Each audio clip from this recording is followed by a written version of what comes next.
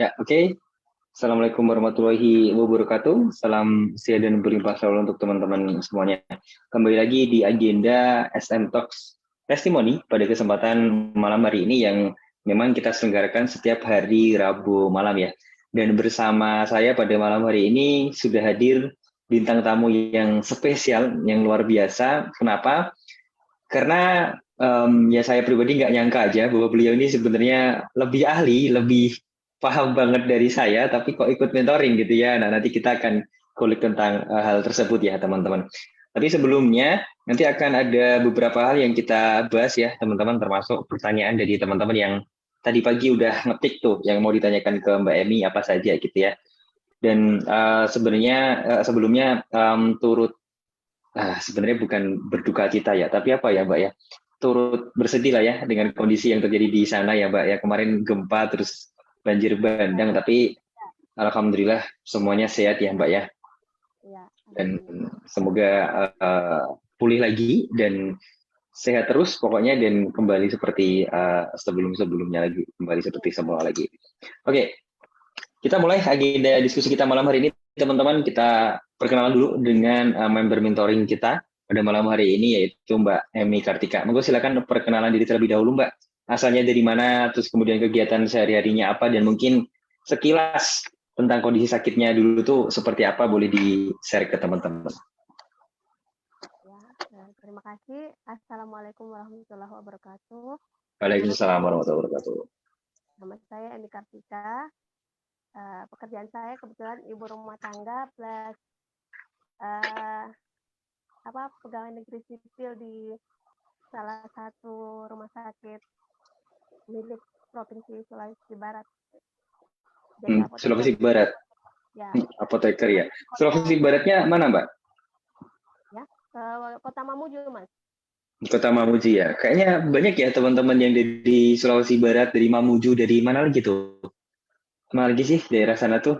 Nggak terlalu hafal saya. Kayaknya banyak sih ya Mbak yang dari sana juga ya. Ya. Oke.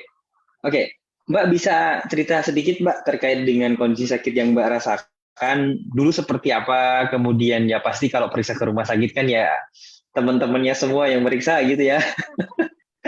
Apa yang disampaikan sama teman-teman dokter di rumah sakit pada waktu itu? Awal sakitnya itu sejak Desember 2020, Mas. Tapi Desember 2020, oke. Saya merasa saya apoteker. Saya bisa mengobati. Maksudnya saya tahu sedikit banyak tentang obat ini.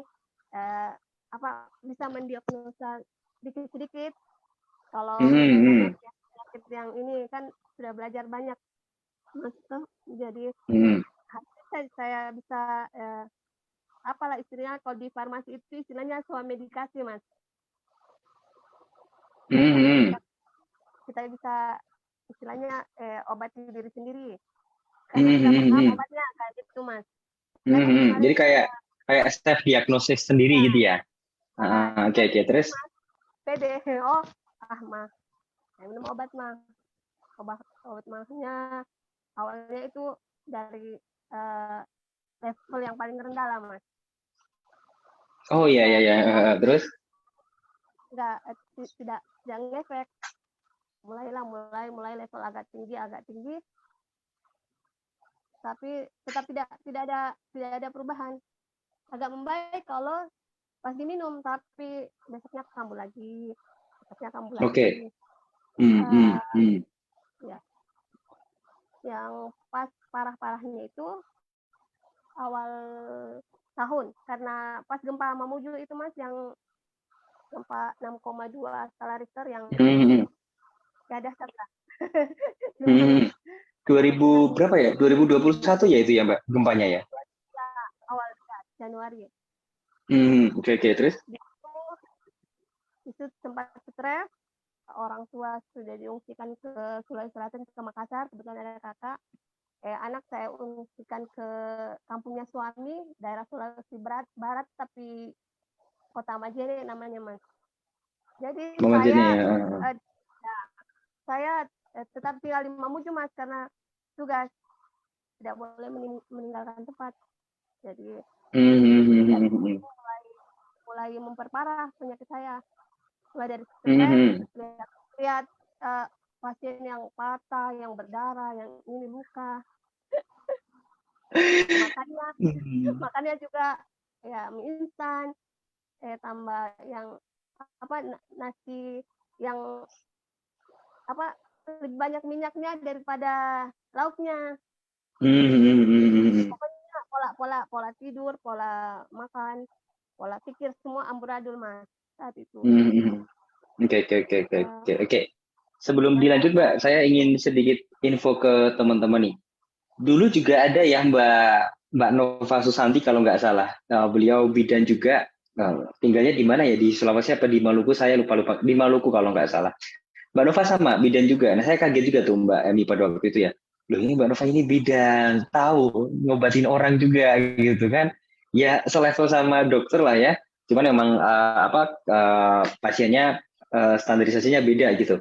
Nah, saya kaget juga loh, kok ikut mentoring juga. Nah, tapi ternyata kalau kita tarik kesimpulannya itu adalah sama gitu ya, Mbak ya, bahwa ada sebab sakit yang datangnya dari pola pikir yang memang kadang kita belum menyadarinya gitu ya.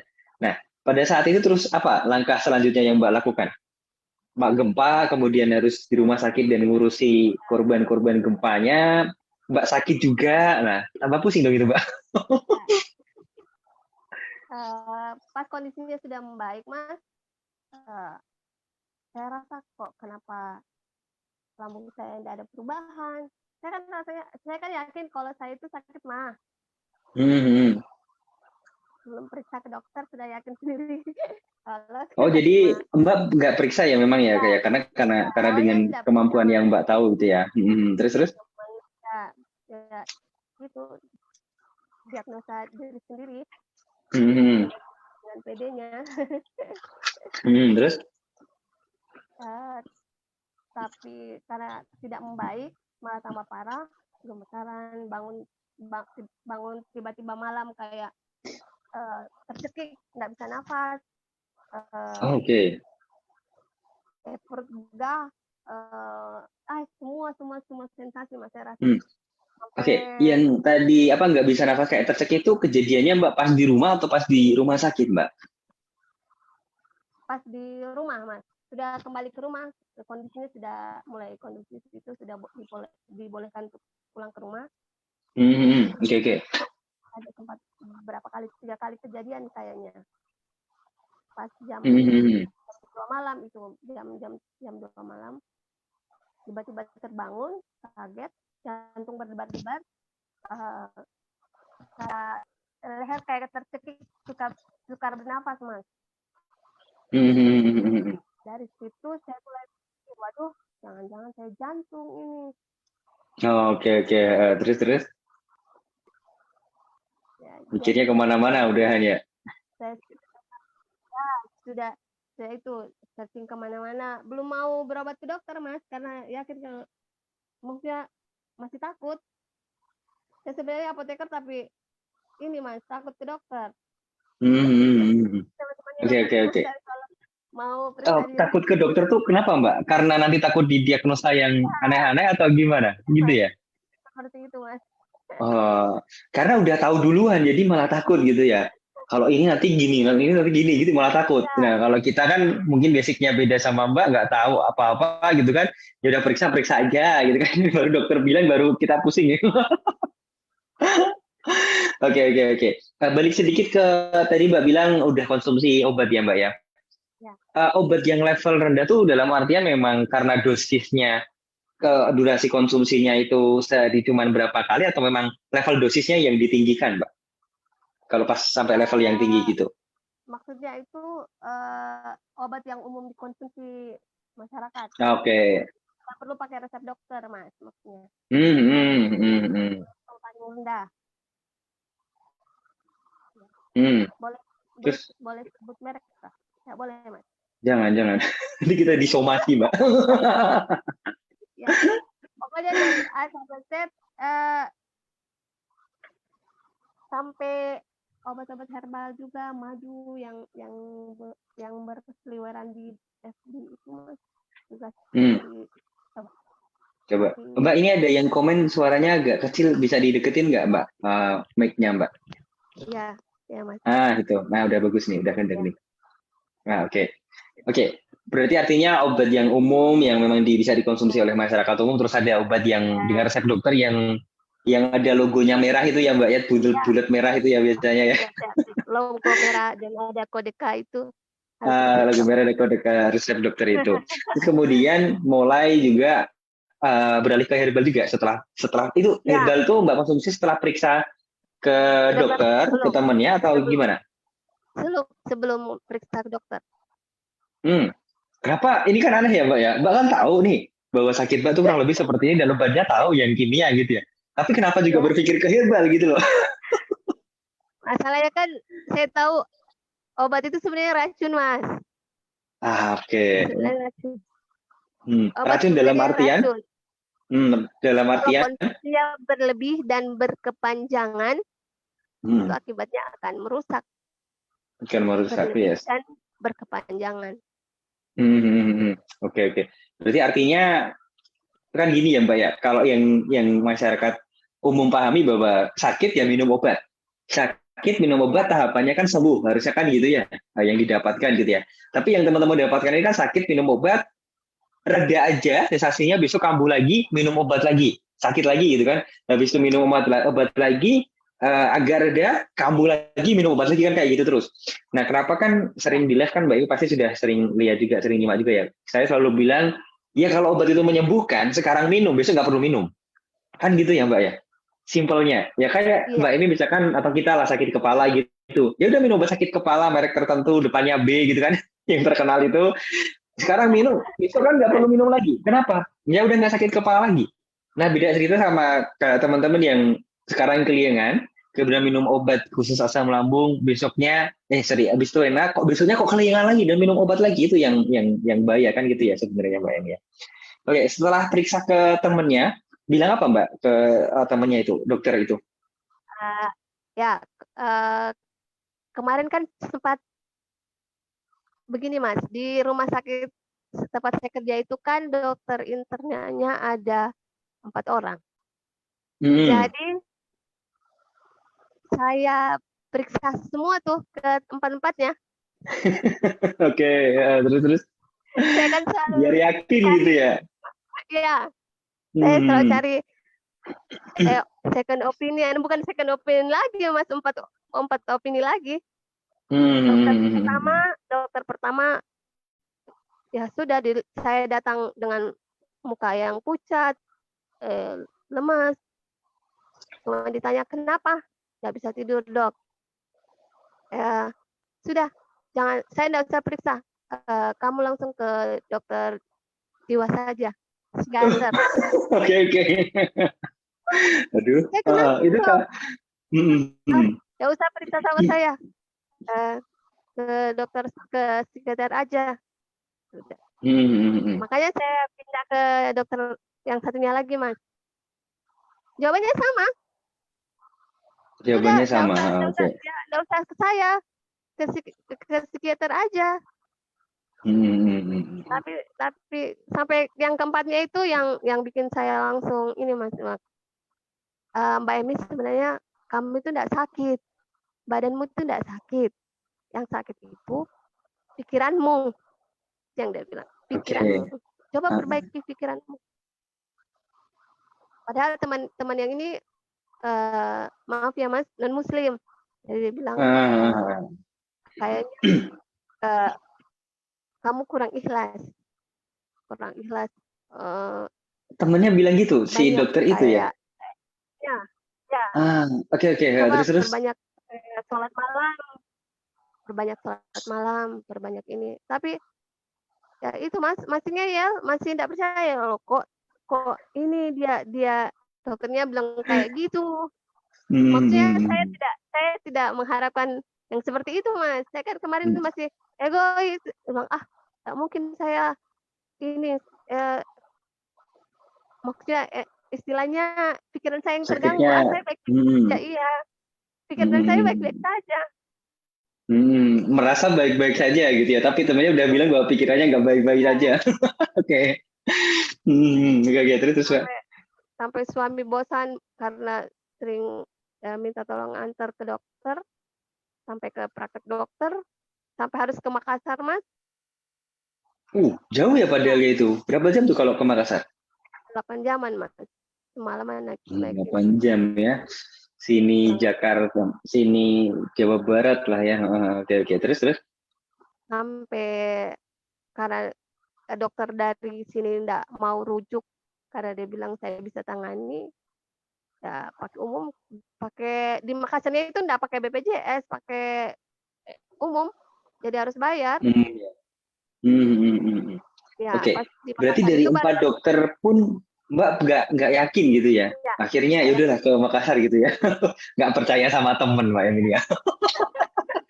sampai suami Oke. saya itu geleng-geleng kepala, Mas. Bilang, aduh ini istriku ini mau saya apakan lagi.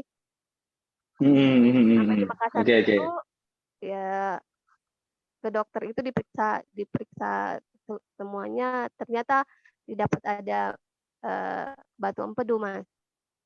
Kemarin kan sempat Oh, jadi ada ada komorbid. komorbid ya, batu empedu. Tapi saya enggak percaya, Mas. Masalahnya saya kan orangnya enggak gampang percaya. Itu saya pikir-pikir dulu, Mas.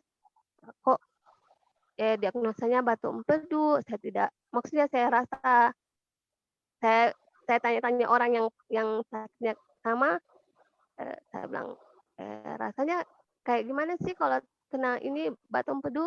Saya bilang, sakit sekali di daerah perut bagian kanan atas, tembus ke belakang. Saya bilang, loh, saya kok tidak rasa kayak gitu.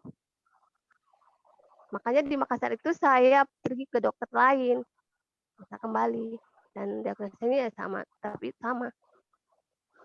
Berarti 6 dokter dong ya Mbak kalau di total ya? Mas, banyak sekali, bukan cuma 6.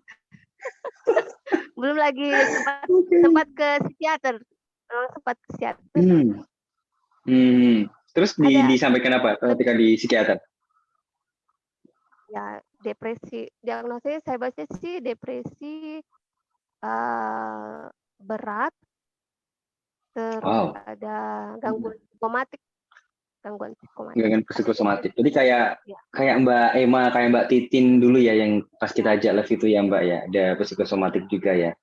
Nah, artinya gini teman-teman, ini mungkin yang baru hadir dan belum memahami sama sekali gitu ya, atau yang belum paham secara detail gitu. Polanya itu adalah ketika teman-teman kena diagnosanya asam lambungnya kambuh. Sebenarnya asam lambung bukan penyakit ya Mbak. Asam lambung kita nggak boleh bilang kalau penyakit. Asam lambungnya nggak normalin ya kayak gitu. Habis itu entah yang diserang itu lambungnya, nanti diagnosanya bisa mah, gastritis, dispepsia, tukar lambung gitu kan. Atau jadinya nanti diagnosanya GERD, yaitu ada uap asam yang naik sampai ke dada atau kerongkongan teman-teman. Nah, ketika kondisi seperti itu, biasanya muncul sensasi yang luar biasa banyak seperti yang teman-teman rasakan saat ini, terutama yang nyimak live ini kemungkinan besar teman-teman yang masih sakit gitu ya Mbak. Kan pengen sembuh, makanya nyimak bagaimana caranya biar sembuh. Nah, ketika kondisi seperti itu, muncullah satu hal yang kadang kita nggak pernah sadari teman-teman. Apa itu? Yaitu anxiety atau kecemasan yang berlebihan. Nah, kecemasan yang berlebihan itu nantilah yang akhirnya juga akan mengganggu kondisi fisik kita secara keseluruhan. Mulai dari fisik yang terlihat dari luar, yaitu wajah kita, bentuk tubuh kita, badan kita, nanti akan ada perubahan yang sangat signifikan, maupun organ-organ dalam tubuh kita ketika cemasnya udah berlebihan. Nah, akhirnya ketika periksa ke dokter seperti yang Mbak Emi sampaikan tadi, didiagnosalah psikosomatis. Nah, kayak gitu. Kalau levelnya udah anxiety sama psikosomatis, teman-teman ya, itu nanti porsi antara herbal dan bagaimana teman-teman harus mengenali dirinya sendiri terkait dengan pola pikirnya, itu akan berbeda jauh, teman-teman. Misalkan nih, kalau Mas GERD itu ya mungkin porsi herbalnya saya bilang 7,5 sampai 15% lah. Tapi kalau udah sampai anxiety psikosomatis, itu porsi herbalnya berkurang, teman-teman. Mungkin nggak sampai 15%, paling banter 10%. Yang 90% itu ada di pola pikir, teman-teman. Itu yang harus dibenerin. Maka kalau teman-teman udah merasakan hal yang sama seperti yang Mbak Emi rasakan, atau dulu ada Mbak Emma dan Mbak Titin sampai panik attack gitu kan, itu nggak sepenuhnya akan selesai dengan herbal, teman-teman. Bukan berarti herbalnya nggak bagus, bukan. Tapi karena solusi yang paling tepat itu nantinya ada di pola pikir teman-teman. Dan itu yang tahu teman-teman sendiri. Kan gitu ya, Mbak? kenapa dokternya Mbak Emi tadi juga bilang kan kamu tuh bisa nyembuhin diri kamu sendiri, cuman kita nggak yakin dan nggak tahu gitu. Iya sakitku apa ya? Gimana cara nyembuhin ya kan juga bingung juga ya Mbak Emi ya. Iya. Pas Oke, nah itu didiagnosa polanya. ada pas didiagnosa ada ini batu empedunya malah tambah parah, Mas. Sudah enggak mau Hmm. makan, enggak mau keluar kamar, enggak mau ketemu sama orang. Sempat saya bilang sama Mas, berapa bulan saya enggak Hmm. masuk kantor ya? 3 Hmm. bulan. Sampai Tiga, ada tiga bulanan. Hmm. sudah ada SP, sudah ada Hmm. Hmm. surat surat ini teguran dari kantor. Hmm. Hmm. Hmm. Hmm. Oke, Terus emang pas cara kondisi seperti itu apa yang membuat Mbak memutuskan nggak mau keluar, nggak mau makan, nggak mau tuh karena memang nggak selera atau memang makan makan secara normal keluar lagi atau muntah lagi gitu Mbak? ya, Mas. Kalau asal setiap makanan masuk malah muntah. Malah ini apa perutnya tambah tidak enak. Hmm. Terus bahkan minum madu saja Mas itu pasti keluar. Minum madu aja keluar anunya, Iya, makanannya ya. madu. Iya, minum madu saja dimuntahkan. Nggak Hmm. bisa masuk apa.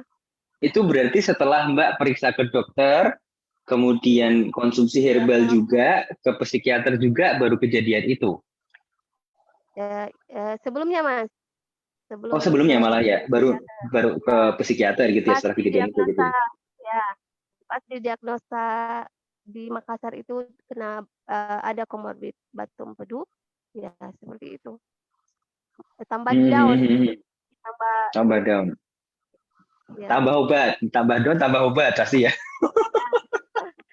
kasih obat malah saya tidak minum obatnya. Oh, kenapa Mbak? Dokternya bilang batunya sudah besar Mbak, harus diangkat, harus dioperasi.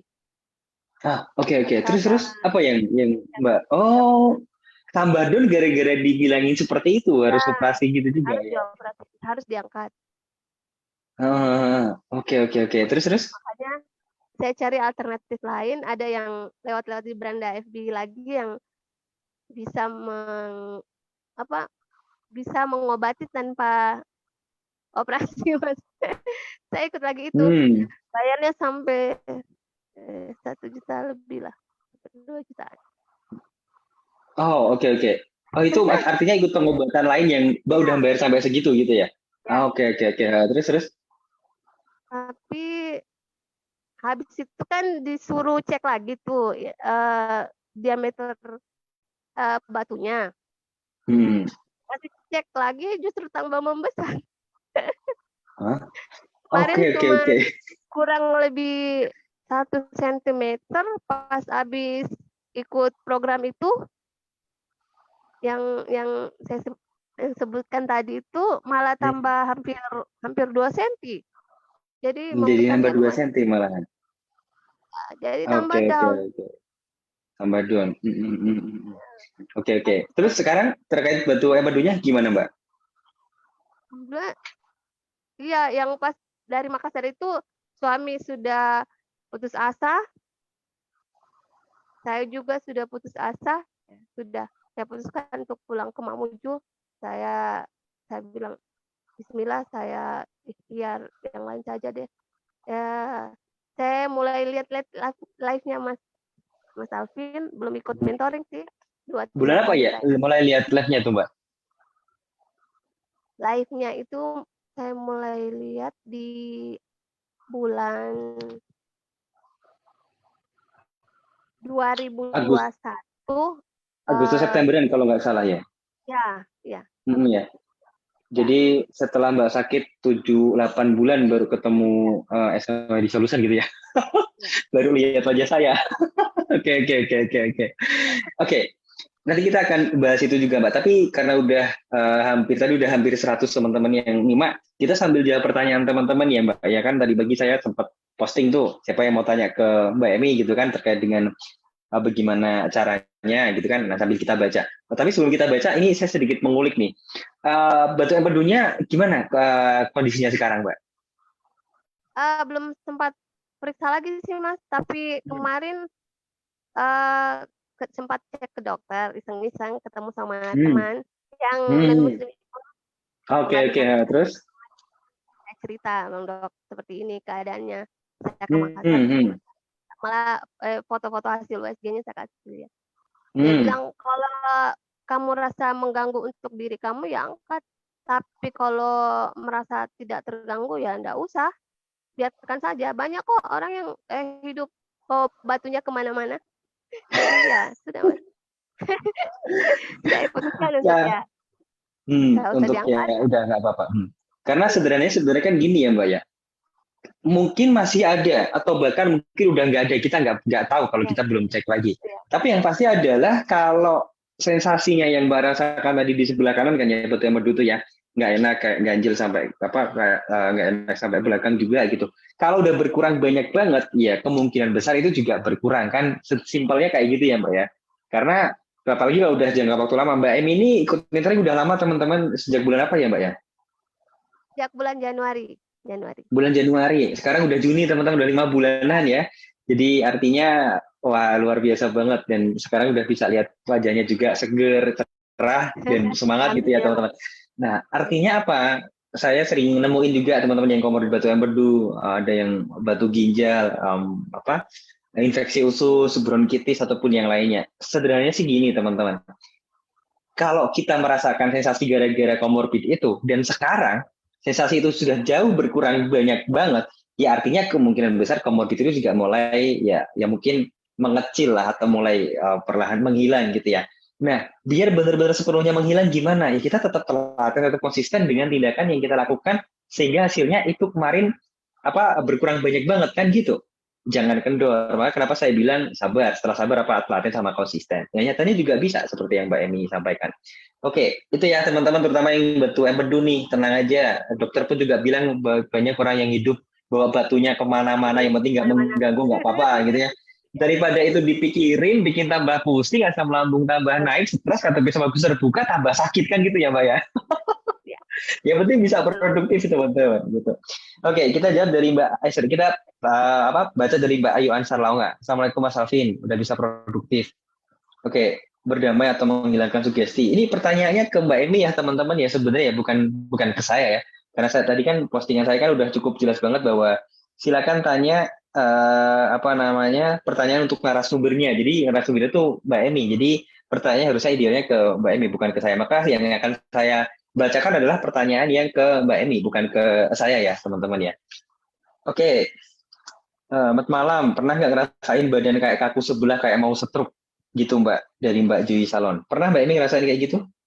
Ya, pernah bagian kiri, kiri Oke, dada. oke. Rasanya gimana Mbak? Ya rasanya kayak pegal, kram, kesemutan, bagian dada sakit, Hmm, tembus ke belakang, itu sebelah gitu ya? ya sebelah, cuman bagian kiri. Makanya saya pikir saya Bagian kena kiri. jantung, Mas. Tapi ke dokter dia bilang, Karena, hmm, dokter bilang itu bukan jantung, karena insya Allah katanya kalau kalau wanita masih haidnya masih lancar, maaf Mas, itu insya Allah 90% nggak akan terkena sakit jantung. oh oke oke oke. Kecuali Oh jadi, kalau jantung bawaan ya, kecuali kalau oh jantung bawaan. jantung bawaan. Oh berarti ada indikasi juga kalau headnya kadang nggak lancar, kemudian mengalami Ya, gangguan atau sensasi yang seperti Mbak sampaikan tadi itu bisa mengarah ke jantung gitu ya kemungkinannya ya. Oke oke, gitu ya Mbak Jui Salon udah dijawab nih sama Mbak Emi ya. Ada, tapi ya alhamdulillah yang penting fokusnya diubah, alhamdulillah, insya Allah bisa merdeka alhamdulillah juga. ya. Hmm. Itu karena Terus, anu Mas, lambungnya kayaknya mendorong ke atas, jadi menekan ke daerah jantung. Jadi mungkin hmm, dadanya sakit kayak gitu. tentunya sakit Kalau ya. Karena kan asam lambung itu kan sifatnya, ah, aduh, ya Mas, panas pahit banget ya Mbak. Teman-teman kalau pengen tahu gimana rasanya asam lambung, kalau teman-teman pas mual muntah ya itu rasanya kayak gitu teman-teman. Pahit banget, kayak panas terus, wah nggak enak banget kan kalau pas sampai di mulut gitu kan. Ya itu rasanya asam lambung tuh ya kayak gitu teman-teman. Tapi memang dia bukan penyakit sekali lagi ya. Kok bisa Mas? Memang dari sononya Gusti Allah sudah memberikan kita hidup disertai dengan si asam lambung ini karena dia fungsinya banyak banget, mencerna makanan, membunuh kuman yang masuk bersama dengan makanan, yang melumat makanan agar jadi halus sehingga nantinya bisa dicerna dengan bagus oleh organ pencernaan yang lain, yang salah satunya adalah usus halus, organ pencernaan setelah lambung gitu ya. Itu fungsi sederhana dari bukan fungsi sederhana ya, fungsi vital dari asam lambung. Dan sebenarnya bukan penyakit kalau bagi saya pribadi ya. Yang penyakit itu adalah efek dari asam lambung kalau berlebihan. Apa nama penyakitnya? Ya mah, ya dispepsia, ya gastritis, ya tukak lambung, ya GERD, kayak gitu teman-teman. Jadi jangan salah paham. Kalau Anda masih menganggap asam lambung sebagai sebuah penyakit gitu ya. Nah, kalau sekarang Anda masih sakit ya jangan salahkan asam lambungnya gitu. Salahkan diri Anda sendiri. Kenapa? Asam lambung sejak Anda lahir sampai sekarang dewasa tuh berjasa, tapi disalah-salahin terus gitu ya. Kalau dia manusia punya mulut, punya pikiran itu ngomel-ngomel ya. Oke, Mbak Bu Nasri, gimana cara untuk menghilangkan sugesti? Oke, ini nanti kita jawab nanti. Oke, Mas Ansor, mau nanya, pernah nggak? Oke, ini ada nih, Mbak Yunisa Husna, alhamdulillah, nyimak. Kalau saya tidak selalu berpikir positif sangat membantu saya saat bukan pertanyaan. Mas Ansor mau nanya, pernah nggak perasaan kayak ketarik, kayak jantung berhenti berdebar dan keringet dingin? Itu yang tadi Mbak sampaikan di awal ya, Mbak? Iya. Pernah ya? Jantungnya berhenti berdetak itu kayak memang berdetaknya kenceng tiba-tiba turun cek gitu atau gimana, Mbak? Kayak memang beberapa detik jantungnya berhenti berdetak, Mas. Rasanya sih. Wah, Ya, pikirannya udah kemana-mana gitu ya? Ya, cuman kayak dari pikiran, Mas. Kalau berhenti berdetak ya, pasti sudah mati. Nggak mungkin, Mas. Cuman rasanya seperti berhenti berdetak. Rasa-rasanya seperti, oke. Keringet dingin juga ya pasti pada saat itu ya? Jadi kalau kondisi kayak gitu tuh memang kayaknya satu paket ya Mbak, jantung berhenti berdetak, berdebarnya kencang banget, terus kemudian keringet dingin, lemes, gemeteran, itu biasanya satu paket. Nah itu nanti ada dua kemungkinan teman-teman. Nanti kalau Anda periksa ke dokter, bisa didiagnosa seperti yang Mbak Emi sampaikan tadi, psikosomatis. Atau Anda bisa kayak Mbak Titin Hartini dulu, yang diagnosanya itu panic attack teman-teman. Nah kalau panic attack itu ya bisa dibilang sih sebenarnya ada beberapa faktor yang mendasarinya ya, tapi paling besar faktornya kalau panic attack itu biasanya ada di trauma di masa lalu. Nah, kalau teman-teman yang merasakan atau didiagnosa panic attack gitu ya, saran saya kalau Anda dikasih obat jangan diminum. Ya, itu nggak akan menyelesaikan, hanya meredakan aja. Kalau Mbak Edi bilang tadi, ya efek sampingnya tuh wow banget ya, negatif banget gitu. Tapi yang perlu Anda gali adalah kenapa kok itu bisa terjadi. Dan itu masalah itu ada di masa lalu Anda, bukan di masa sekarang. Anda gali dulu di masa lalu terkait dengan hal tersebut. Ada mungkin semacam waste atau sampah gitu yang harus teman-teman bereskan dari masa lalu. Tapi saya yakin pasti Anda bisa kok. Ya. Oke, Mas Ansor sudah dijawab ya, Mbak Markona. Pertanyaan cuma satu. Sugesti negatif selalu mengganggu, padahal hati udah bismillah bisa. Padahal dalam hati udah bismillah bisa, tapi jangan-jangan inilah itulah dan bla bla bla. Mbak Markona berarti belum baca buku ini. Yang melangkah kamu berdamai dengan asal lambung, mager dan anxiety. Kenapa? Di situ kita sudah jelaskan dengan sangat detail terkait dengan fungsi dari senyum 37 dan bukunya sekarang baru saya tulis juga ya, Mbak Emi dan teman-teman. Intinya gini, dulu saya ketika mentoring awal-awal di ada grup WhatsApp ya dulu, sekarang udah nggak ada. Itu banyak teman-teman yang tanya, Mas gimana caranya berpikir positif, memunculkan kalimat positif sementara sensasinya luar biasa? Saya juga mikir pada waktu itu teman-teman, bagaimana ya pas ada sensasi tiba-tiba langsung berpikir positif, alhamdulillah bisa gitu ya. Ternyata memang nggak mudah gitu kan. Tapi kemudian saya sambil di depan cermin, sambil meraktek-praktekin gimana sih caranya. Nah, ketemulah yang disebut dengan senyum 37 yang sampai sekarang teman-teman pahami itu. Kenapa? Karena menurut riset saya pribadi dan kita praktekkan ke teman-teman yang ikut mentoring, termasuk Mbak Emi juga, nanti biar cerita juga ya Mbak Emi ya teman-teman. Ketika kita senyum, ekspresi wajah kita bahagia, itu nanti akan mempengaruhi kalimat-kalimat muncul yang ada di pikiran, munculnya kalimat positif di pikiran kita. Termasuk ketika kita sudah mensugesti diri, seperti yang Mbak Markonah bilang nih, dalam hati udah bismillah gitu ya. Ketika Anda bilang bismillahirrahmanirrahim, masih tetap akan ada hal yang negatif. Kenapa? Karena ekspresi wajahnya ditekuk, karena ekspresi wajahnya murung, karena ekspresi wajahnya negatif. Gitu. Maka agar lebih powerful, dipadukan senyum. Nah, nanti pasti di sini muncul alhamdulillah, bismillah, bisa yuk, bismillah, semangat gitu. Nanti yang jangan-jangan lah, inilah bla bla bla lah, gimana lah, itu nggak akan muncul lagi di pikiran teman-teman. Praktekin itu guys, kalau nggak percaya. Sambil di depan cermin, diulang-ulang terus. Gitu, artinya senyum 37 aja jawabannya Mbak Markona.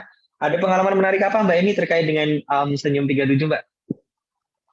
Eh, jadi sekarang Senyum 37 itu jadi kayak semboyan di rumah. Suami, Oh, anak ah, kalau kalau lihat muka muka saya itu lagi mungkin capek dari kantor atau lagi bete sama anak, nggak mau ditegur, langsung oke. bilang, Bun, Bun, ingat-ingat Senyum 37. Ya, langsung marahnya hilang, Mas. Oke, oke, oke, oke. Jadi kayak apa ya? Aura negatifnya langsung tiba-tiba hilang kemana gitu ya, Mbak ya? Awalnya Oke, coba oke, oke. Senyum 37 itu malah susah banget, Mas, susah. Sampai ini bibir bergetar nih, Hmm. susah awalnya Hmm. pertama kali. Ah, unik nih. Ah, betul, betul. Ah, bergetarnya pasti karena gini ya, Mbak. Yang negatif itu sudah sangat Nah, banyak banget, tapi kita paksakan gitu ya ya, untuk bahagia. Oh, nggak bisa lah, sakit banget ini, luar biasa sensasinya. Tapi kita paksakan untuk bahagia, bergetar sampai ada bibirnya gitu ya. ya, bibirnya kayak kedutan. Oke. Nah, kayak kedutan, betul, betul, betul. Tapi ya, alhamdulillah ketika sudah Ya, rutin melakukannya, luar biasa ya hasilnya ya, Mbak luar ya. biasa. Luar Nggak biasa. cuman nggak cuman manfaatnya teman-teman, tapi hasilnya dalam jangka panjangnya.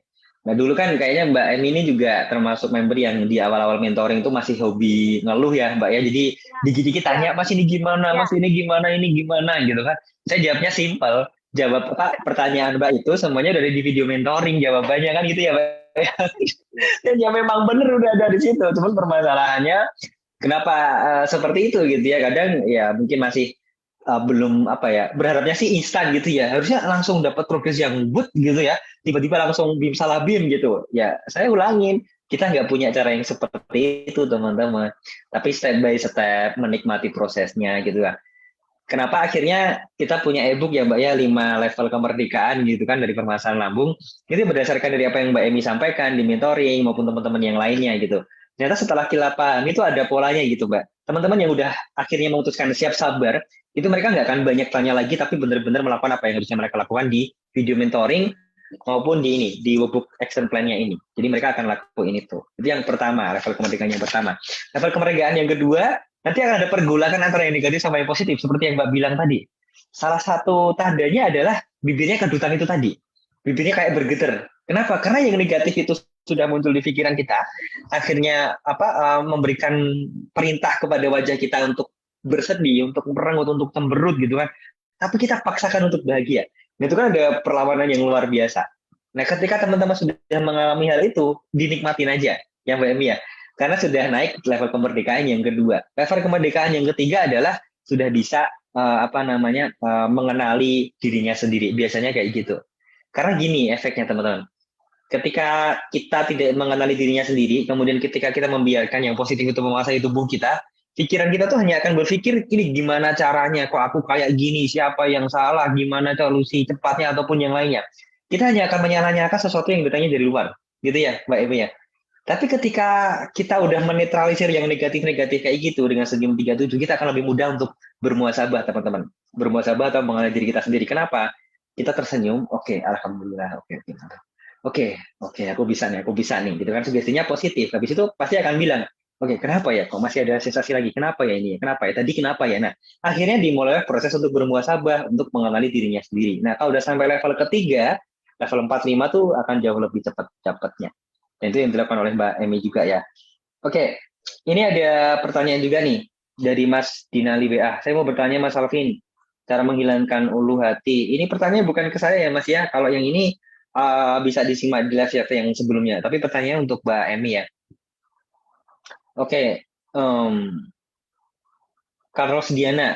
Assalamualaikum, Waalaikumsalam. Mau tanya, perut tegang kayak ketarik gitu, apakah karena asam lambung juga? Terima kasih. Iya, ya, ada yang karena memang biasanya diare. Ada dua macam, antara asam lambung ataupun diare, biasanya kayak gitu. Mbak Zulizara, mau tanya, head gak normal apa ada hubungannya sama asam? Mbak Emi bisa jawab mungkin ini. Eh, kayaknya Mas karena sempat sempat ke sempat ke dokter kandungan juga. Kemarin sempat mengalami Hmm, kayak perdarahan Mas beberapa bulan haid. tiba-tiba haid Hmm. banyak sekali. Jadi saya sempat ke dokter kandungan, Hmm. dokter bilang ini pengaruh stres, jadi hormonmu I see. amburadul, Hmm. hormonnya tidak Jadi, seimbang. Jadi jadi ada karena hubungannya asam mas, lambungnya ada hubungannya ya, karena asam lambungnya kambuh, kemudian ke menyebabkan stres stres, kemudian stres itu yang mengganggu sirkulasi hormon di tubuh hormon. kita, Ya, ya haidnya nggak ya, normal gitu ya. ya. Saya Oke, pernah artinya mengalami kalau itu. pernah ngalami juga ya Mbak Emi ya. Ya, Artinya kalau ditarik ke belakang, yang diberesin bukan haidnya yang nggak normalnya, tapi ya, asam lambungnya dulu gitu ya Mbak ya. Asam lambungnya normal, nggak ada sensasi, akhirnya nggak stres, aman, tenang, kemudian nggak ganggu sirkulasi atau siklus haidnya gitu kan. Efeknya kayak gitu teman-teman. Jadi jangan mikir haidnya kok nggak normal kenapa, haidnya kok terlambat kenapa. Nanti mikirnya kemana-mana tuh. Aduh, ke dokter kandungan lah, jangan-jangan hamil ya, aduh gimana gitu kan. Tambah pusing sendiri nanti teman-teman ya. iya mas. Nah, kenapa kita bilang fokus ke akarnya? Akarnya beres, yang lainnya juga akan ikut beres juga. Ya, Oke, siap. Oke, ini ada pertanyaan dari mana ya ini? Ini kok malah ditanyakan ke saya ya? Kan harusnya ke narasumbernya, bukan ke saya ya teman-teman ya. Jadi kan saya udah bilang ke narasumbernya, bukan ke saya gitu ya. Oke, berita duga gimana ya Mas? Oh, Assalamualaikum Mas. Oke. Kalau tidur selalu mimpi buruk, apakah pengaruh dengan asam lambung, Mbak Nayaris? Mbak, terutama sering mimpi orang yang sudah meninggal, kepala pun sering sakit. Mbak ngalamin itu juga? Kalau itu, kalau mimpi buruk sih enggak sih mas. Cuman terbangun itu, yang terbangun tengah malam itu tiba-tiba Oke, saya kaget. kebangun tiba-tiba kaget gitu ya? Oke. Sebentar Mbak, saya tak buat note sedikit nih. Ini tadi ada beberapa hal yang mungkin kita ke depan bisa bahas ya teman-teman ya. Terkait dengan hubungannya asam lambung dan haid, terus kemudian apa itu tadi terbangun tengah malam. Tapi setelah saya Malam. pelajari mas, karena Hmm? penyebabnya dari saya, biasanya makannya ini habis isya, habis makan malam Hmm. langsung tidur. Jadi Nggak nonton jaraknya sinetron ya? ya, ya jaraknya Oke. ini jaraknya Terlalu antara habis deket ya? makan dengan istirahat terlalu dekat. Terlalu deket ya? Oke. Ya. Berita duka atau yang negatif. Dulu juga gitu Mbak, ketika dengar berita duka atau hal yang negatif, jadi muncul sensasi gitu? Parah. Sampai dari Parah, parah. seperti Mas siapa ya yang kemarin itu takut dengar suara ambulans. Ya, kayak saya juga itu. Oh, Mas Mas siapa ya siapa ya? kemarin yang ikut Mas itu. Ali, Mas Ali Ya, Nurdin ya kalau nggak salah ya. Betul ya, ya Mbak? ya. Saya ikut, saya Oke. sempat ikuti live-nya. Ya, Hmm. takut dengar suara ambulans. Padahal saya kan Hmm. kerja di rumah sakit, jadi Wah, kemarin setiap hari dengar ambulan ya? sempat konsul sama pas mentoring kan sempat ngasih ini minta saran sama Mas Alvin, sebaiknya saya Hmm. pindah kantor nggak atau gimana Ya.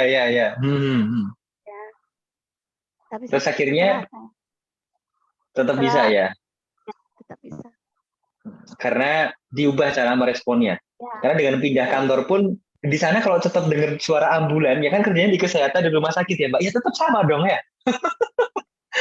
Maka bukan kantornya yang salah, bukan permasalahan di ya. kantornya, tapi cara merespon kita yang harus diperbaiki, dan Mbak Emi berhasil untuk melakukan itu yang luar biasa. Keren. Mantap Mbak. Oke. Ini ada pertanyaan lagi dari mana ya ini ya? Kok kenapa ya Mas semuanya ya? Kan pertanyaannya sama narasumbernya ya teman-teman ya. Dan memang ini Mas Emi apa ya? Ini Mbak Emi teman-teman. Oke. Badan kaku sering Mbak? Iya mas, sering Sering banget ya? Oh iya tadi kalau udah cerita juga lagi ya. kaku Ketika kalau badannya kaku tuh, apakah Mbak berpikir itu juga stroke gitu Mbak? iya Oh iya. berpikirnya pasti ke situ. Oh, Iya, oke. Kemarin Oke. kemarin Mas sempat iseng-iseng cek tekanan darah. Hmm. Pas dicek sama teman, Hmm. tekanan darahnya kok ini tinggi 140. Wow. 140 Hmm. iya. Hmm. Oke. Terus Cukup tinggi ya. ya, pas ini teman ada yang sempat pernah ikut hipnoterapi ya, terapis begitu Mas, kayak terapis Hmm. gitu. Hmm. Dia bilang, coba Kak duduk dulu. Saya terapi sedikit, tutup matanya, disuruh tutup mata, disuruh bayangkan tempat-tempat yang saya suka, Indah gitu ya. Hmm. ya yang indah-indah itu, terus 5 menit kemudian dites lagi malah 110. Jadi itu sebenarnya Mas, yang saya mau jelaskan itu, mau beritahukan kalau kekuatan pikiran itu sebenarnya ya Luar biasa. ya luar biasa, sangat kuat untuk mempengaruhi Sangat kuat. mempengaruhi cepat atau tidaknya kita merdeka. Sehatnya, merdekanya gitu ya.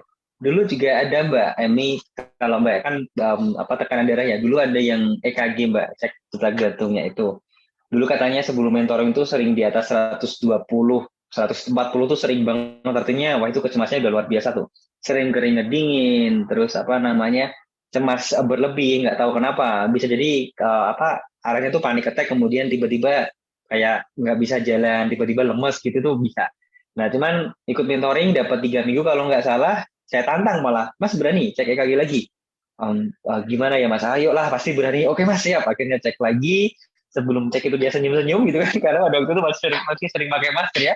Ya ternyata normal, 100, kemudian 98, 100 lah, kisaran itu ya. Alhamdulillah udah normal. Artinya apa teman-teman? Banyak manfaat yang bisa teman-teman dapatkan sebenarnya. Jadi ketika merutinkan senyum 37, ketika mengelola pikirannya dengan lebih positif lagi. Jadi kenapa kita namanya SMID Solution ya? Udah jelas itu teman-teman. SM itu shifting mindset, ID itu sebenarnya Indonesia gitu ya. Kita mau bantu teman-teman dengan cara men-shifting mindset-nya. Jadi mindset-mindset yang dulu membantu teman-teman untuk sakit, itu kita beresin dulu. Mindset yang membantu teman-teman untuk nggak sehat, ya kita beresin dulu. Contohnya apa? Makan sedikit tapi sering gitu kan. Lu kata tenaga kesehatan harus gitu Mas. Lah kan saya tanya balik, Anda ngakuin itu udah berapa lama? 6 bulan man. 6 bulan Mas, makan sedikit tapi sering. 5 kali bahkan 6 kali bahkan nggak sembuh-sembuh. Lah ya iya, berarti ya jangan makan sedikit lagi tapi sering lagi dong. Di stop, kalau ada yang ngelakuin itu ya berarti hasilnya sama aja. Maka diubah, makanya 3 kali bahkan cuma 2 kali aja gitu ya. Dan alhamdulillah teman-teman ikut mentoring ketika mempraktekkan itu, wah lebih powerful perkembangannya. Dan kerennya adalah pada gemuk teman-teman, mayoritas. Memang belum semuanya, tapi mayoritas itu pada gemuk.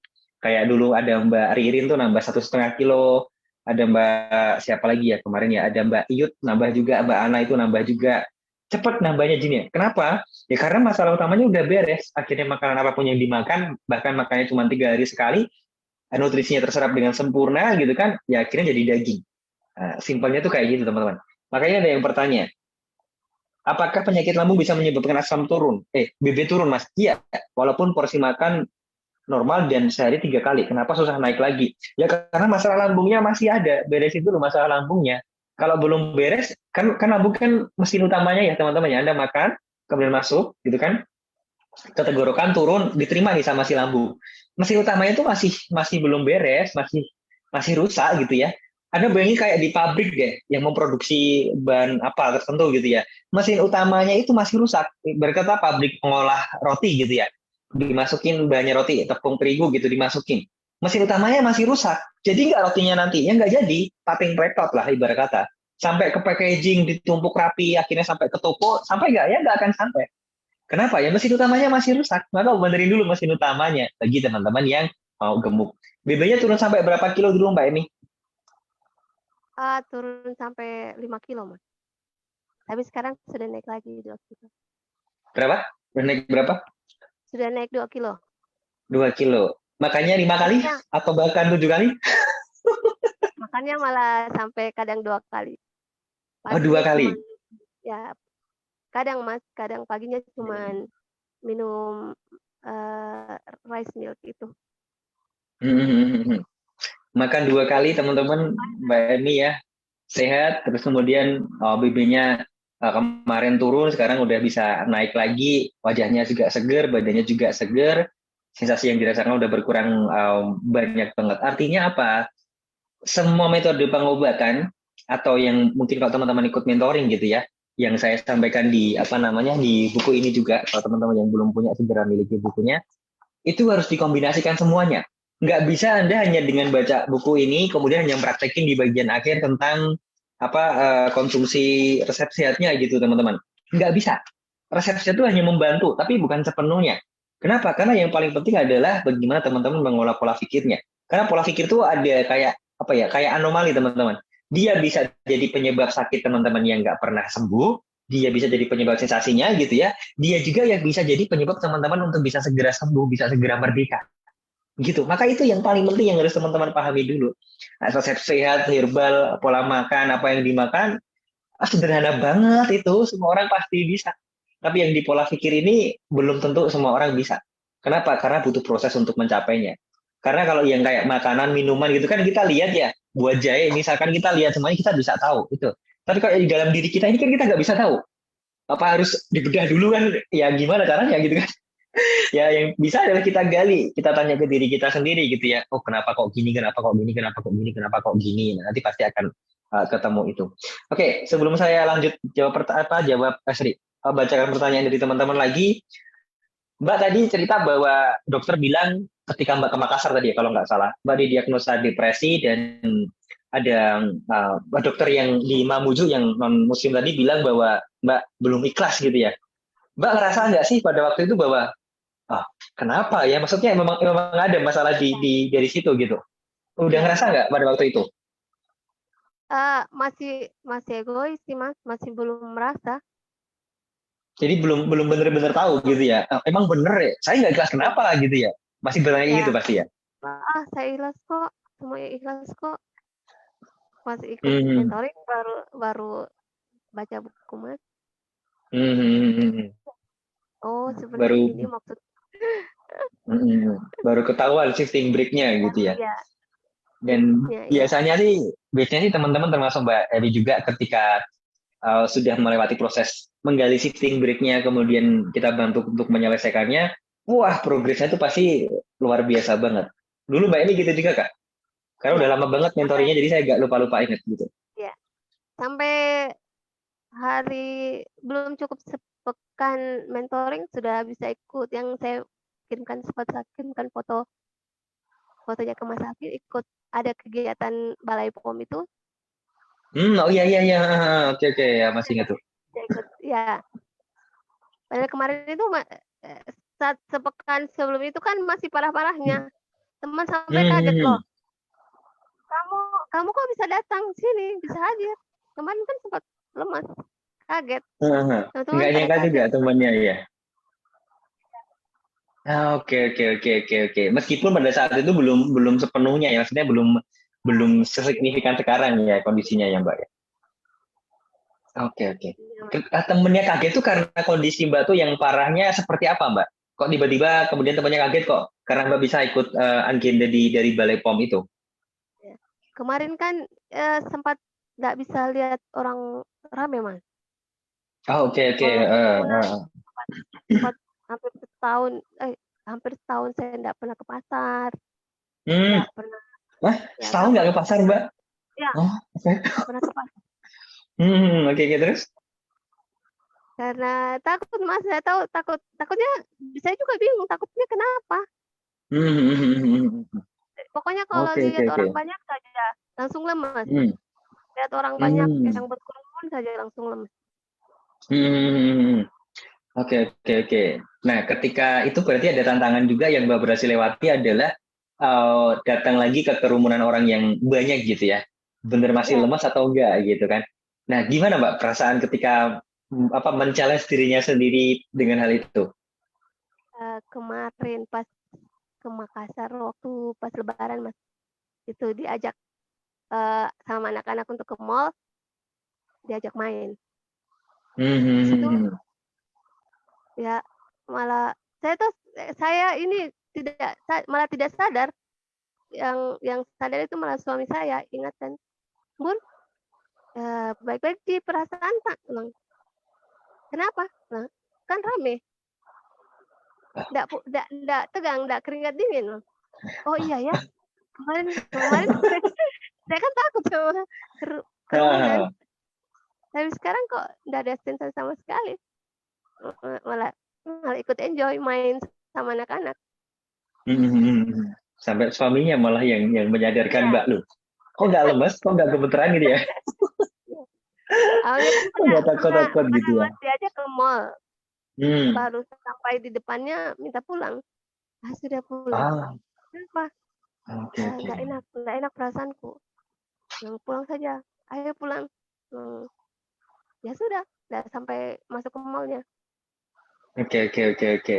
Dan ya itu kalau anaknya udah seneng banget mau main di Pulau Giro, dia dari rumah udah bayangin nanti akan naik ini, nanti akan makan ini, tiba-tiba pulang gitu kan, aduh. Pada nangis Oke semua oke. kemarin mas, waktu Ah, waktu oke dedek oke. pulang. Ini pada nangis pasti ya. Oke, Tapi nah, satu hal yang paling paling ini mas, saya syukur sekali bisa ketemu sama mas itu karena alhamdulillah tahun ini saya bisa puasa. Karena terus terang 2 tahun sebelumnya itu puasa saya menurun, nggak ada, nggak puasa sama sekali, gitu ya? nggak puasa sama sekali. Oke oke oke oke oke oke oke. Tahun ini alhamdulillah cuman Full ya? sepekan. Itu pun karena haid. Oh, karena halangan. Oke, ya alhamdulillah lah. Nah, bagi teman-teman yang mungkin sakitnya kayak Mbak Emi gitu ya, atau bahkan jauh lebih parah gitu, di mentoring nanti kalau ikut mentoring kita akan challenge teman-teman loh ya untuk berpuasa teman-teman. Kenapa? Puasa itu jadi salah satu tantangan yang teman-teman takutkan sebenarnya. Kenapa? Karena mindset yang terbangun adalah kalau telat makan nanti kan akan kambuh, sensasinya akan datang, sakitnya luar biasa. Nah, kalau telat makannya di pikiran teman-teman paling ya 3 jam, 4 jam telat makan udah. Lah puasa kan telat makan 12 jam lebih ya. Terus gimana dong gitu kan? Nah, itu kuncinya bukan di masalah apa yang dimakan pas sahur, terus kemudian apa yang diminum pas sahur, terus apa-apa yang dilakukan ketika puasa itu bukan teman-teman. Tapi kuncinya ada di sini teman-teman, di mindsetnya. Kalau Anda ikut mentoring, kemudian apa namanya mengalami hal yang sama kayak Mbak Emi atau bahkan jauh lebih parah, kita akan tantangan Anda untuk puasa. Dan saya yakin harusnya Anda bisa. Kenapa? Ya karena selama mentoring hari pertama sampai hari ke-15 sebelum mulai challenge puasa itu, kita berikan fondasinya, kita berikan kalau challenge ya kayak ujian gitu ya, kita berikan kisi-kisinya, bahkan kita kasih kunci jawabannya teman-teman. Besok kalau ada tugas kayak gini, jawabannya kayak gini ya, Anda ngelakuin itu, lancar nanti puasanya. Dan insya Allah sih setelah itu, sensasi banyak yang jauh, lebih berkurang banyak banget, kemudian biasanya ketagihan. Iya mas. Ketagihan untuk puasa juga ya. Mbak Evi Enak mengalami puasa hal yang mas. sama juga. Iya. Karena lebih enak pas puasa ya malahan ya. Lebih enak dan lebih enteng sih pastinya di apa namanya di badan ya. Saya baca di sini banyak pertanyaan dari teman-teman cuman diarahkan ke saya ya. Eh, karena harusnya diarahkannya ke Mbak Emi ya teman-teman. But it's okay, nggak apa-apa. Tadi beberapa sudah kita apa namanya jawab. Tapi kunci sebenarnya seperti ini teman-teman. Kalau kita belajar dari apa yang disampaikan Mbak Emi ya, saya tuh nggak pengen teman-teman tuh ngelakuin apa yang dilakukan Mbak Emi. Sakitnya setahun lebih ya berarti ya Mbak ya. Setahun Iya, lebih, iya. Yang um, parah-parahnya coba mas. yang parah-parahnya ya sampai 3 bulan nggak ke kantor juga ya pada waktu itu ya. Kemudian takut di keramaian, sering bangun tengah malam, keringat dingin, lemas, sampai psikosomatis. Sakit kalau udah dari asam lambung, kalau psikosomatis sudah level yang paling tinggi teman-teman. Level pertama ya asam lambungnya kambuh, kemudian mah atau GERD, yaitu satu satu rumpun lah ibarat kata kayak gitu. Level yang kedua naik biasanya ada mah, gastritis akut atau mah akut, mah kronis, ada luka di lambungnya, atau nanti di dada ini biasanya udah terlalu banyak sensasi yang luar biasa, bisa menyebabkan radang tenggorokan atau radang di kerongkongan. Itu level yang kedua. Level yang ketiga biasanya naik lagi ke anxiety yang cukup parah ya. Terus kemudian level yang keempat barulah di psikosomatis. Nah, kalau udah seperti itu biasanya udah ngabisin duit banyak. Betul ya Mbak Emi ya? Aduh mas, kalau masalah itulah luar Udah biasa. lumayan banyak ya. Nah, saya tuh nggak pengen teman-teman seperti itu, teman-teman. Kenapa? Itu semua bisa di apa ya?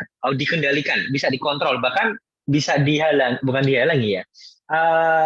Bisa ditahan gitu ya. Asal teman-teman memulai proses kesembuhannya tuh bukan dengan cara apa ya herbalnya. Gimana ya caranya ini? Bukan gitu teman-teman. Tapi tanya dulu ke dirinya, kenapa ya? Kok setiap sore kok selalu kambuh sensasinya? Kenapa ya setiap pagi kok selalu datang sensasinya gitu? Nah, kenapanya itu baru akan teman-teman dapatkan kalau atau bukan kalau praktek buku ini di formula yang pertama tentang bab shifting break. Tapi kalau teman-teman ikut mentoring nanti akan ada di workbook action plan ini di hari yang ke atau step yang ke-8 teman-teman akan kita minta menulis shifting break-nya. Nah, itu loh poin penting yang harus teman-teman pahami bahwa ada sebab sakit teman-teman di situ. Banyak nanti sebabnya. Baru sadar ketika teman-teman mulai menulisnya. Nah, itu kita beresin dulu. Karena Mbak Emi tadi udah cerita banyak banget gitu ya. Ada yang dulu saya pernah cerita sampai jual truk, Mbak, sampai jual tanah warisan buat berobat gitu ya. Kenapa kayak gitu? Ya karena gegabah. Iya, ya saya paham sih sakitnya parah, frustasi, pengen cepat sembuh. Ada orang pinter sana datang, katanya pengobatan sana bagus, datang herbal ini katanya bagus, apa dibeli gitu ya. Tapi semuanya itu kok hasilnya masih sama saja. Pertanyaannya, itu tadi semuanya bagus nggak? Kalau jawaban saya itu semuanya bagus sebenarnya. Cuman permasalahannya adalah itu nggak sesuai dengan kondisi sebab sakit yang kita alami. Kan gitu ya Mbak. Mbak Emi, dokter udah bilang bahwa ini kayak kamu kayaknya karena ada sesuatu yang nggak ikhlas, karena kamu depresi. Pertanyaan saya simpel, kira-kira menurut Mbak Emi ketika Mbak Emi minum madu aja, depresinya tiba-tiba beres nggak Mbak? Hilang nggak tiba-tiba Mbak? Tidak, Mas. Tidak. Tidak ya. Bahkan ketika minum obat pun nggak tiba-tiba hilang juga kan depresinya. Kan gitu ya Mbak Emi ya. Nah itu yang harus dipahami oleh teman-teman. Maka kenapa di SMA di Solution ini kita bilang porsi herbal tuh nggak terlalu banyak gitu ya. Ya karena kayak gitu polanya. Kalau herbal itu memang sepenuhnya menyembuhkan Anda, membuat Anda sembuh gitu ya, dan sesuai dengan kondisi atau solusi yang Anda butuhkan, Anda minum sekali, 2 kali, maksimal 1 bulan harusnya udah sembuh. Kan gitu. Apalagi udah habis berbotol-botol sampai berbulan-bulan nggak sembuh-sembuh. Hmm, ya kalau anda sultan gitu nggak apa-apa ya Mbak Emi ya. Nah, saya tuh nggak pengen yang teman-teman seperti itu teman-teman. Daripada duitnya dibuang-buang hanya untuk pengobatan Anda yang dalam tanda kutip ya, mohon maaf nih, hasilnya belum seperti yang Anda harapkan gitu kan, bisa dialihkan untuk hal yang lebih bermanfaat lainnya, untuk hal-hal yang lain yang jauh lebih positif gitu loh daripada hal yang semacam itu gitu. Nah, maka kalau pengen itu nggak terjadi, nggak ngabis-ngabisin duit atau tabungan teman-teman gitu ya, mulai proses kesembuhan dengan kenapa ya kok aku masih sakit? Kenapa ya kok seperti ini? Bagaimana caranya praktek buku ini teman-teman? Ini harganya kalau Anda periksa ke rumah sakit atau beli obat atau beli herbal, kayaknya nggak ada apa-apanya ya Mbak Eni ya. Ya, Mas. Ya, ya teman-teman pasti udah paham lah berapa harganya gitu ya. Ya, tapi Anda juga bisa lihat sejauh mana membantunya, sejauh mana manfaatnya. Saya nggak pernah maksa teman-teman untuk beli buku ini ataupun ikut mentoring. Saya yang ngasih tahu aja. Anda mau beli, mau ikut, monggo, mau nggak pun, ya itu pilihan teman-teman. Tapi paling nggak kalau di mentoring kita bisa pandu kayak Mbak Emi ini. Kan gitu ya Mbak ya? Stepnya bagaimana, progresnya kayak gimana. Karena ini mohon maaf nih, saya bukan menafikan atau mengkerdilkan profesi lain ya. Karena sepengamatan saya, seriset saya, Mbak, bahkan dari tenaga kesehatan pun ketika mendiagnosa orang kemudian bantu orang gitu kan, jarang banget yang mereka punya kayak apa ya, kayak action plan, terus kemudian ada nanti progres kesembuhannya setiap minggu seperti ini dipantau. Kayaknya jarang banget ya, Mbak. Kalau ada pun itu pasti pasiennya udah VVIP itu, Mbak. Betul kan ya? Apalagi Mbak Emi di rumah sakit pasti paham banget orang yang duitnya banyak, kaya raya, dokternya pribadi khusus gitu kan. Nah, pasti di monitoring kayak gitu. Oh, berapa lama sakitnya, kemudian proses penyembuhannya berapa lama? Oh, seminggu harus periksa ini itu kelihatan. Nah, kalau teman-teman periksa ada yang kayak gitu itu keren. Tapi sejauh ini kalau Anda bukan VVIP gitu, saya belum menemukan teman-teman. Dan kayaknya di program mentoring SMA di Solution ini yang kita benar-benar bantu teman-teman monitor sejauh mana progresnya. Kenapa? Karena bagi saya yang paling penting itu adalah progres kesembuhan Anda, teman-teman. Bukan hanya sembuhnya saja, tapi progres kesembuhan Anda. Karena kita bisa cek gitu loh. Oh, Anda kok belum dapat progres itu kenapa? Nah, kita bisa review gitu kan. Oh, karena ini. Nah, ketemu juga. Akhirnya Anda bisa naik lagi gitu kan. Mungkin kalau pas down kita bisa kasih support lagi, kita bisa semangat lagi. Ada tantangan yang harus Anda lewati. Ya, berkata kayak mentor ini kayak apa ya? Kayak sekolah ujian lulus gitu ya, Mbak ya. Ya. Ini nanti ujiannya kisi-kisinya ini pertanyaannya ini jawabannya ini ya gitu kan. nggak cuma pertanyaannya dikasih jawabannya juga. Ada yang ngelakuin itu jawabnya kayak gitu, insya Allah bisa lulus. Kan gitu aja teman-teman. Nah permasalahannya adalah kalau persepsi teman-teman ini sekarang masih hanya herbalnya apa, anunya apa gitu ya.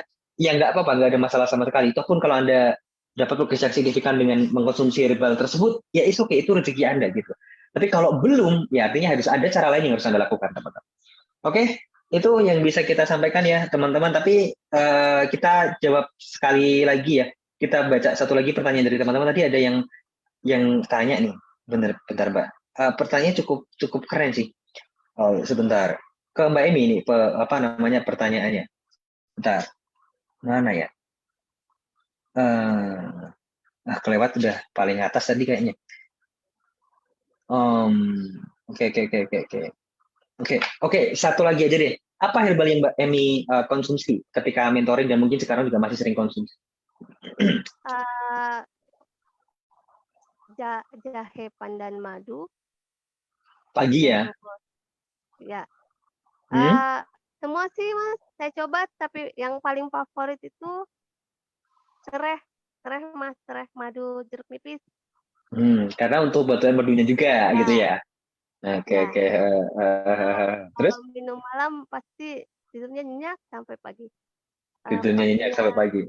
Ya, paginya pencernaannya lancar. Nah, oke.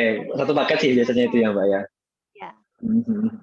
Jadi teman-teman yang masih insomnia, BAB-nya nggak lancar, sembelit, susah BAB, mungkin bisa dipraktekkan apa yang disampaikan Mbak Emi. Malam sebelum tidur konsumsi resep sehat yang hangat, terutama bisa jahe pandan madu, jahe madu tumbar cengkeh, air rebusan serai, cukup efektif juga. Kalau nggak berani pakai jeruk nipis, pakai jeruk lemon juga nggak ada masalah sama sekali. Terus apa lagi Mbak? Minyak zaitun juga ya sebelum tidur pasti ya? Iya, minyak zaitun. Sebelum tidur. Awal-awal sih sempat kumur air garam Himalaya, tapi cuman berapa bulan ya Mas? 1 bulanan kayaknya. Sekarang udah nggak lagi ya? Ya kan udah nggak ada sensasi Mbak, kan nggak butuh garam Himalaya lagi kan gitu ya? Ya kalau resep yang lain kayak jahe pandan madu, terus air rebusan serai, terus minyak zaitun ya, karena ada manfaat lainnya gitu ya, untuk imunitas, kemudian untuk bantu ketika tidur.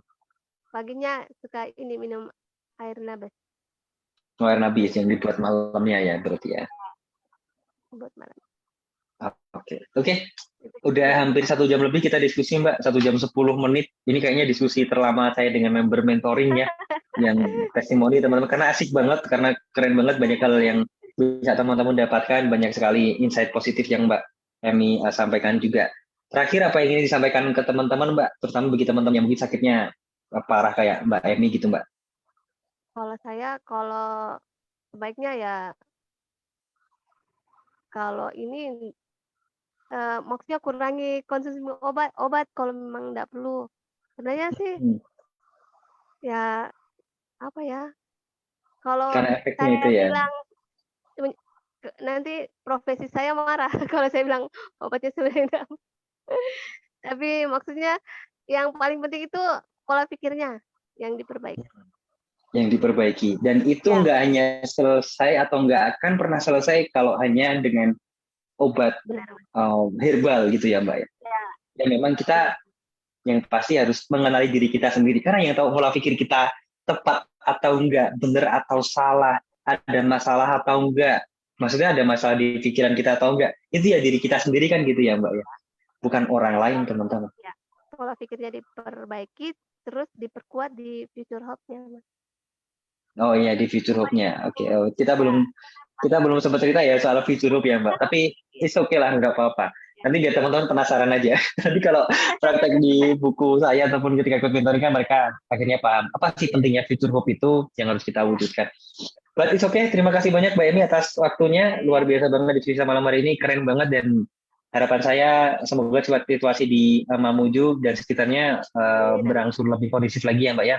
Sehat selalu untuk Mbak Emi dan keluarganya. Salam senyum 37 juga Mbak untuk keluarganya di sana, dan mohon maaf bagi teman-teman semuanya yang hadir pada malam hari ini kalau ada beberapa pertanyaan yang belum sempat kita bacakan, tapi it's okay.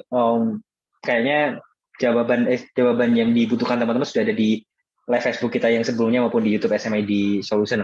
Dan apabila saya dan Mbak Emi ada kata-kata yang kurang berkenan, mohon maaf yang sebesar-besarnya ya teman-teman. Semoga apa yang kita diskusikan bisa bermanfaat bagi teman-teman semuanya. Salam sehat dan berlimpah selalu. Kita jumpa lagi di SM Talks yang berikutnya. Assalamualaikum warahmatullahi wabarakatuh.